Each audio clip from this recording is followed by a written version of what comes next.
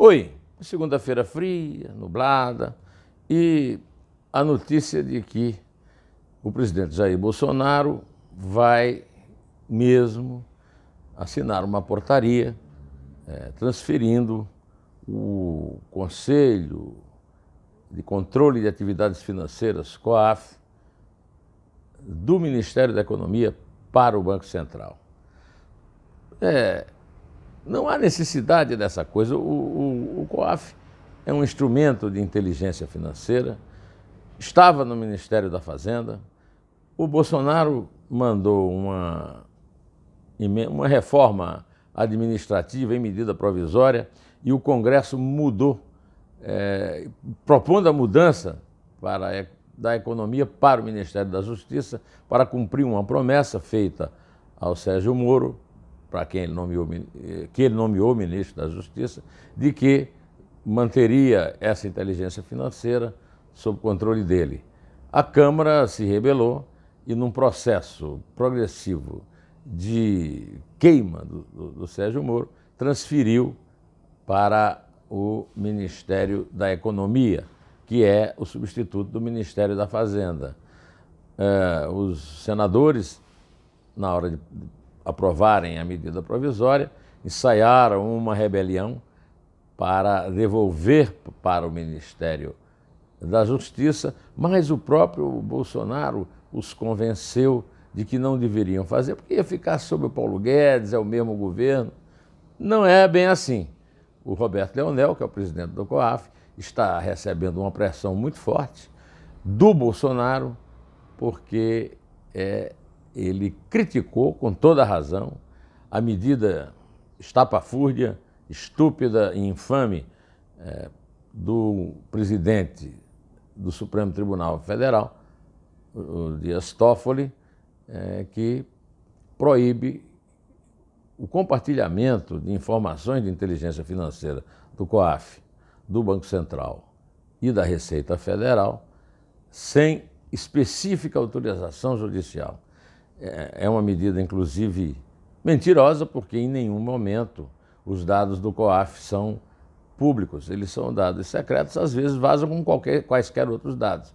Esses vazamentos são frutos de um erro disciplinar dos funcionários públicos e não de um crime de imprensa. Os jornalistas têm a obrigação de divulgar vazamentos com informações.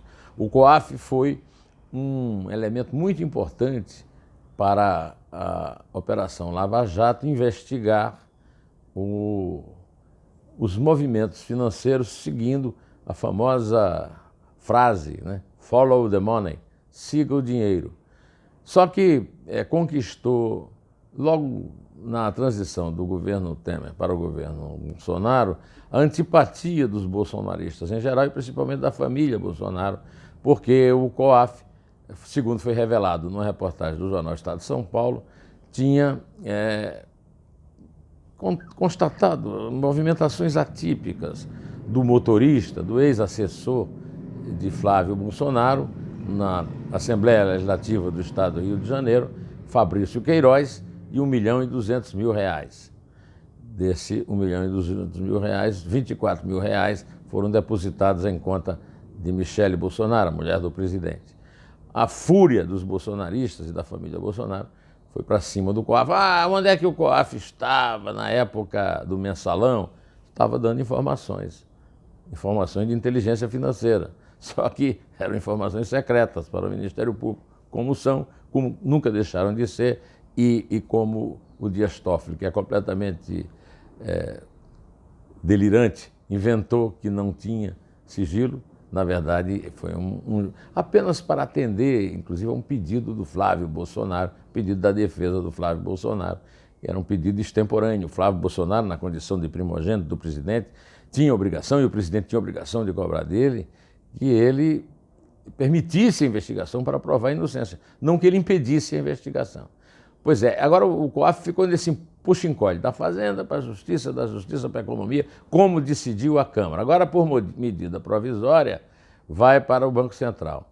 Duvido da legalidade dessa medida provisória, mas eu vou me informar melhor com meus advogados, de plantão, para saber se é possível você anular uma lei da Câmara que fixou o COAF no Ministério da Economia, que substituiu o Ministério da Fazenda. Agora, é muito suspeito, né, esse ódio da família Bolsonaro se transformar numa agressão ao Roberto Leonel, que será transferido para a Receita Federal e que está sofrendo represálias porque criticou a medida tomada pelo Toffoli a pedido da defesa do Flávio Bolsonaro, e que o Toffoli, conforme nós já falamos aqui, eu não vou nem repetir, se tornou amigo de infância do Bolsonaro, né? Pois bem, neste fim de semana eu evitei falar de um assunto, mas eu vou ter que falar aqui abrindo a semana. Nós vamos passar o resto das nossas vidas sem a presença intelectual plena, sem a garra cívica do cidadão, do homem público Roberto Guzmão. Roberto Guzmão foi presidente da União Nacional dos Estudantes e, nessa condição, fazia vida política quando ocupou a direção do escritório do Ministério do Trabalho em São Paulo. Em 1960, era vigente na época a Constituição de 1946, a Constituição ultraliberal, que permitia um caso raro em que o presidente e o vice-presidente fossem de partidos diferentes, o que foi abolido pela Constituição de 88. Nessa condição, o então já vice-presidente João Goulart disputou na chapa do Marechal Lott, do PSD, na aliança PSD-PTB, a presidência da República, mas perdeu para o Jânio Quadros.